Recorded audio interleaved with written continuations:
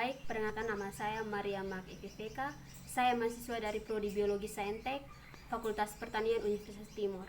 Di sini saya akan menjelaskan tentang mekanisme keempat jenis reaksi beserta contoh-contohnya guna memenuhi tugas UAS dari dosen kimia organik. Baik, di sini saya akan menjelaskan reaksi yang pertama, yaitu reaksi adisi.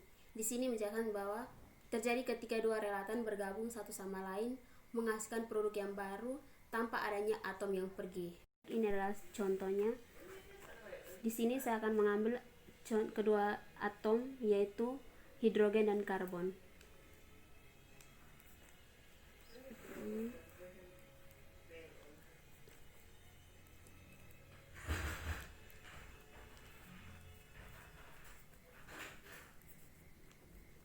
Dapat tulis seperti ini.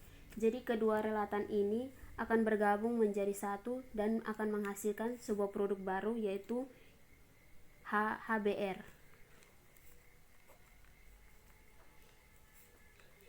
HBr atau yang disebut hidrogen bromida. Bromida. Kemudian dari kedua relatan ini bergabung dan ditambahkan dengan produk baru akan menghasilkan sebuah produk baru yang akan kita tulis seperti ini. Karbon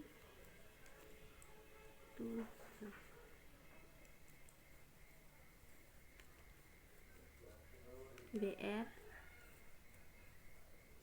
tungkan H hidrogen ini seperti ini.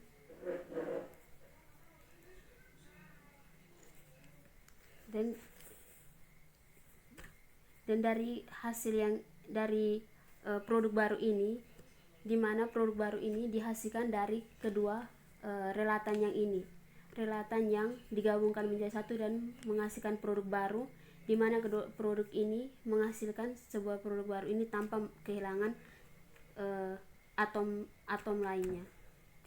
Baik, di sini kita akan masuk ke reaksi yang kedua, itu reaksi eliminasi, di mana reaksi eliminasi merupakan kebalikan dari reaksi adisi, terjadi ketika relatan tunggal menghasilkan dua produk pecahan. Baik, di sini saya akan mengambil salah satu contoh dari reaksi eliminasi. Di sini kita dapat melihat 3 reaktan. Yang pertama itu H, Br, dan C. Gambarnya seperti ini.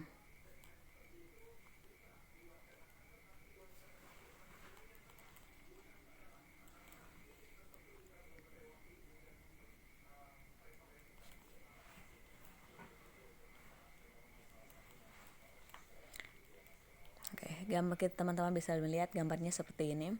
Di sini kita akan mengarik garis penghubung, yaitu basa.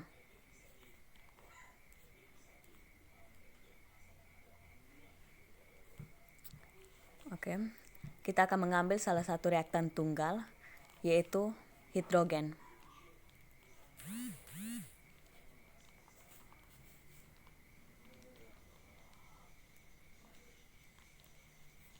Gambarnya seperti ini dari reaktan tunggal. Kenapa hidrogen mengisi semuanya? Karena hidrogen merupakan reaktan tunggalnya. Di sini kita bisa melihat bahwa Br sendiri bertugas untuk memutuskan ikatan dari reaktan yang tidak stabil.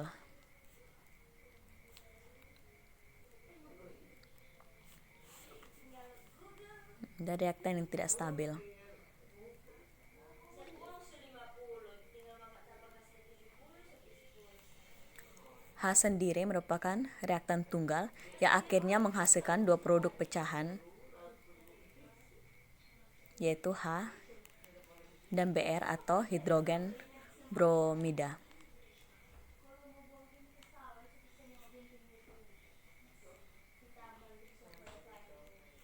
Karena bromida sendiri telah mengeliminasi atau mengeluarkan C karena karbon sendiri merupakan sebuah reaktan yang tidak stabil.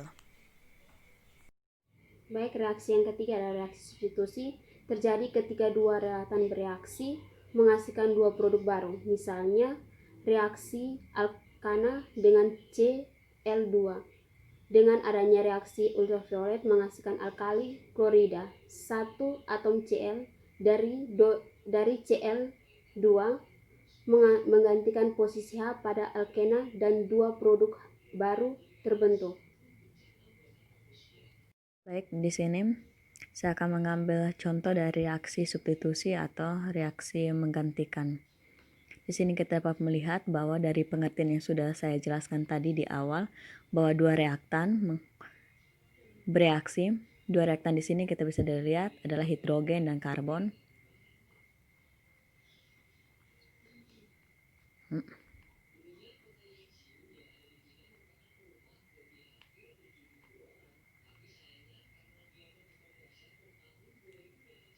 Dua reaktan di sini kita bisa lihat bahwa reaktan hidrogen saling bereaksi dengan Cl maupun Cl bereaksi dengan reaktan hidrogen itu sendiri. Dengan bantuan dari cahaya atau ultraviolet,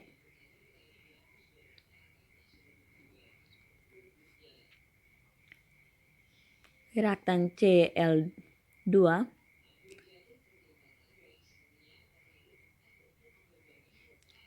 menghasilkan atom Cl yang diambil dari Cl2 yang tadi saling bereaksi dengan hidrogen itu sendiri.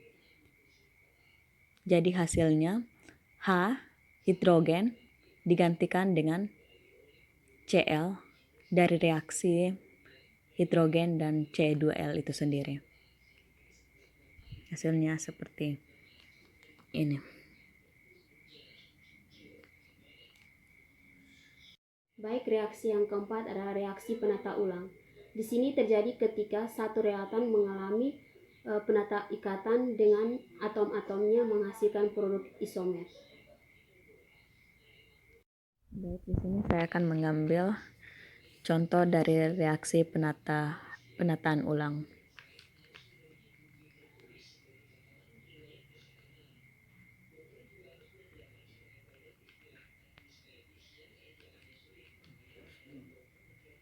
Di sini misalnya konvensi 1 butena baik,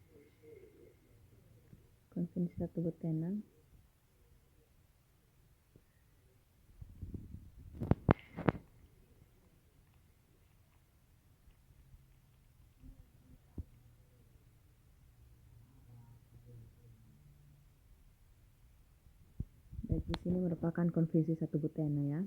Gambaran di sini menggambarkan konvensi 1 butena dengan bantuan dari katalis asam.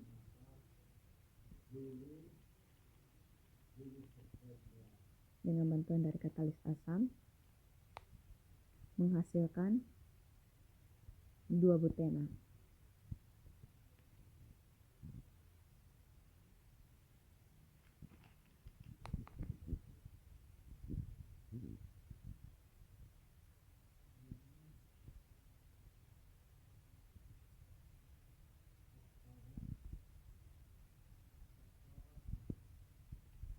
Di sini teman-teman bisa lihat bahwa konvensi 1 butena itu dia merupakan reaktan yang sama.